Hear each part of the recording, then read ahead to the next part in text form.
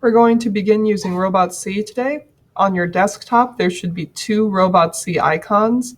The one that we need is called Robot C for Vex Robotics. Make sure you click on the right one to open it.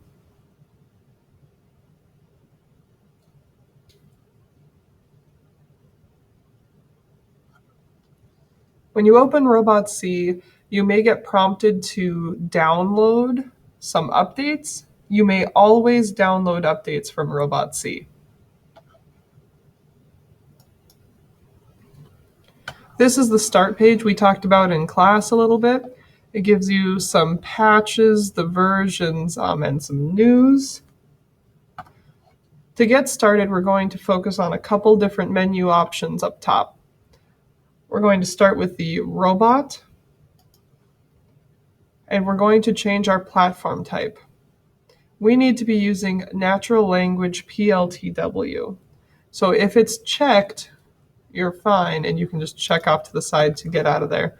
Go back in, go back down to platform type. Just double check, make sure you've got natural language PLTW. The next thing we're going to do is go back to robot, and we're going to go to Vex Cortex communication mode and make sure we have USB only selected. Double check it again. Vex Cortex communication mode, USB only. Now we're going to move over to the view.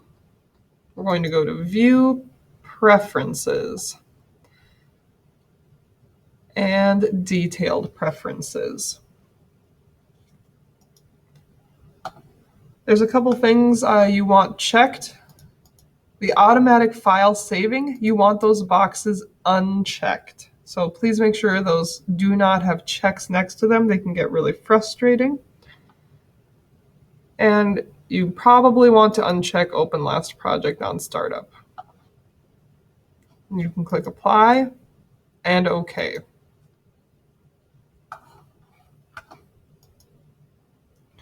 Underneath View, there's one more thing we should do. Underneath Select Communication Port.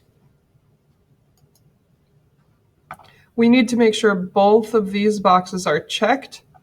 That allows us to use any of the communications ports. So if you have both of those checked, click OK.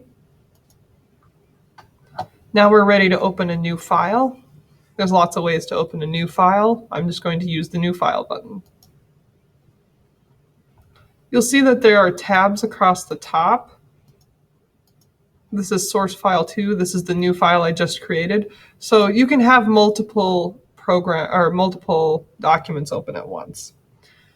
We're going to set up our GTT testbed, which is what we built in class. And for that, we're going to use the motor and sensor setup. There's tabs across the top. Standard, motors, analog sensors, and digital sensors. We're going to stay in the standard model, and we will be selecting the GTT testbed. That is the second option from the top, and you can see the picture of it here.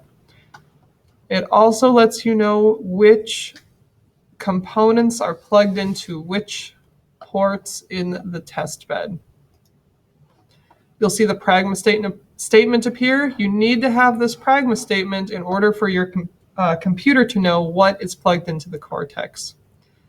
With that, you are ready to write some code.